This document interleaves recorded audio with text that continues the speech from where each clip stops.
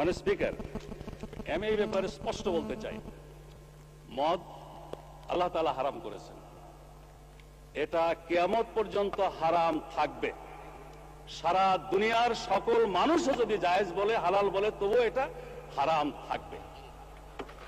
আল্লাহ, রসুল এবং আখিরাতের প্রতি, কোরআনের প্রতি যারা ঈমান পোষণ করে তাদের কাছে মদের দাম কমানো বাড়ানো অথবা শুল্কের হ্রাস বৃদ্ধি তাদের কাছে কোনো ব্যাপারই নয়।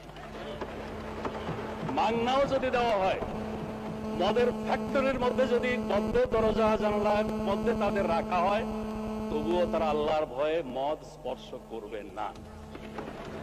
মানে স্পিকার, আমি তাদের উদ্দেশ্যে বলতে চাই, তারা যদি সত্যি এটা নিয়ে রাজনীতি না করতে চান, আন্তরিকভাবে মদ বন্ধ হোক এটা চান, তাহলে মদ বন্ধ তো ইসলামী অনুশাসন পুরোপুরি চালু ছাড়া হতে পারে না। ইসলামী রাষ্ট্র ব্যবস্থা, সমাজ ব্যবস্থা, শিক্ষা ব্যবস্থা চালু হওয়া ছাড়া হতে পারে না। অথচ ওনারা তো ইসলামী অনুশাসন কায়েমের আন্দোলনকে বলেন মৌলবাদ, বলেন সাম্প্রদায়িকতা, বলেন ধর্মান্ধতা। যতদিন তারা ইসলামী রাষ্ট্র ব্যবস্থা, সমাজ ব্যবস্থার আন্দোলনকে মৌলবাদ, সাম্প্রদায়িকতা, ধর্মান্ধতা বলা বন্ধ না করছেন, ততদিন মদের ব্যাপারে তাদের কোনো প্রশ্ন তোলার অধিকার নাই। মানে স্পিকার, আমি স্পষ্ট বলতে চাই, মদ শুধু ইসলামী নিষিদ্ধ নয়, সকল ধর্মের দৃষ্টিতেই এটা একটা ক্ষতিকর জিনিস। ধর্মকর্ম যারা মানে না তাদের দৃষ্টিতে এটা ক্ষতিকর জিনিস। কিন্তু শুধু আইন করে এটা বন্ধ করা সম্ভব নয়। 1920 সনে আমেরিকা কংগ্রেসের সিদ্ধান্তের ভিত্তিতে এবং সংখ্যাগরিষ্ঠ জনগণের ঐক্যমতের ভিত্তিতে মদ নিষিদ্ধ করেছিল। মদ থেকে তাদের জাতিকে দূরে রাখার জন্য কোটি কোটি পৃষ্ঠা বুকলেট, লিফলেট, হ্যান্ডবিল প্রচার করেছিল। তখনকার আপ টু ডেট, মানে স্পিকার, হলুদ বাতি জ্বালালে আমি থেমে যাই, আমাকে নিয়ে অনেক কথা হয়েছে, আমার দলকে নিয়ে অনেক কথা হয়েছে। এই পার্লামেন্টে সেগুলোর জবাব দেওয়ার সুযোগটা অন্তত আমাকে দেবেন মানে স্পিকার, আমি আশা করি। তাই বলছিলাম, আমেরিকাতে এভাবে মদ বন্ধের সিদ্ধান্ত নিয়েছিল 1920 সনে। 1933 আবার এই সিদ্ধান্ত প্রত্যাহার করতে হয়েছিল। এই সিদ্ধান্ত কার্যকর করতে গিয়ে 200 লোক নিহত হয়েছিল, 5 লক্ষাধিক লোককে কারাবন্দী করা হয়েছিল এবং লক্ষ কোটি কোটি ডলার জরিমানা করা হয়েছিল, সম্পত্তি বাজেয়াপ্ত করা হয়েছিল। তারপরে এটা বন্ধ হয়নি। মানে স্পিকার, এই ব্যাপারে আরেকটা পিকচার আমি আপনার সামনে আনতে চাই।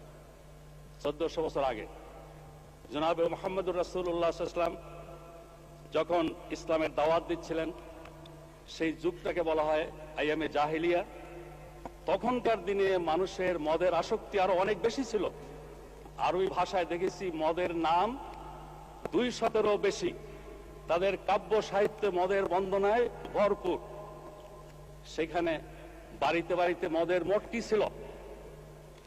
আমেরিকার মতো এরকম প্রচার মিডিয়া ছিল না মোটিভেশনের জন্য।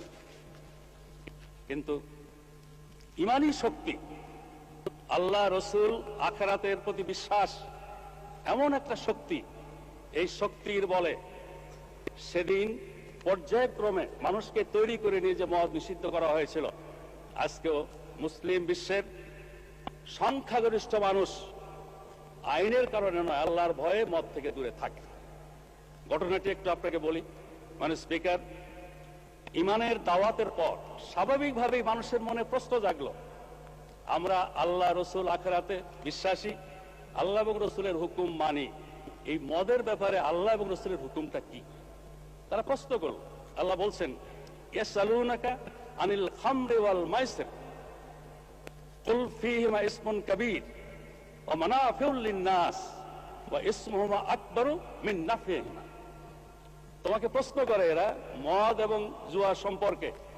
বলে দাও হে মুহাম্মদ, এর মধ্যে সাংঘাতিক ক্ষতিকর দিক আছে, আবার কিছু কিছু উপকারিতাও আছে, তবে তার পরিমাণ অনেক বেশি।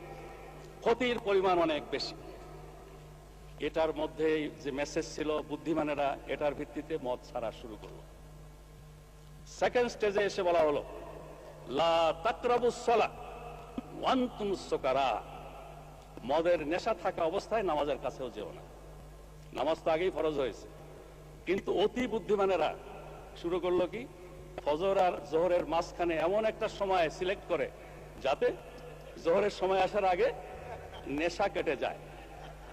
একটা পর্যায়ের পরে একেবারে থার্ড স্টেজে এসে বলা হলো, ইন্নামাল খামরু ওয়াল মাইসিরু ওয়াল আনসাব ওয়াল আজলাম রিজসুম মিন আমালিশ শায়তান ফাসতানিবুহু লাআল্লাকুম তুফলিহুন। এই মদ, এই জুয়া, এই মূর্তি, এই পাশা খেলা, এগুলো শয়তানের কাজ। তোমরা এগুলো বর্জন করো, এগুলো থেকে বিরত হও, যাতে করে তোমরা সফল কাম হতে পারো। এই অ্যানাউন্সমেন্টের সাথে সাথে মদের পেয়ালা কারো মুখের কাছে ছিল, ফেলে দিয়েছে। কেউ খাওয়ার পরে মুখে আঙুল দিয়ে বমি করে দিয়েছে। বাড়িতে যেই সঞ্চয় ছিল এগুলো সব মটকি টটকি ভেঙে দিয়েছে, মদের স্রোত বয়ে গেছে। এরপরে আর এই মদকে আজ পর্যন্ত হালাল করার কোনো প্রয়োজন হয়নি। আওয়ামী লীগের বন্ধুরা যদি সত্যিই আন্তরিক হন মদের ব্যাপারে, তাহলে আসুন আমাদের সাথে ইসলামী রাষ্ট্র প্রতিষ্ঠার আন্দোলনে শরীক হন।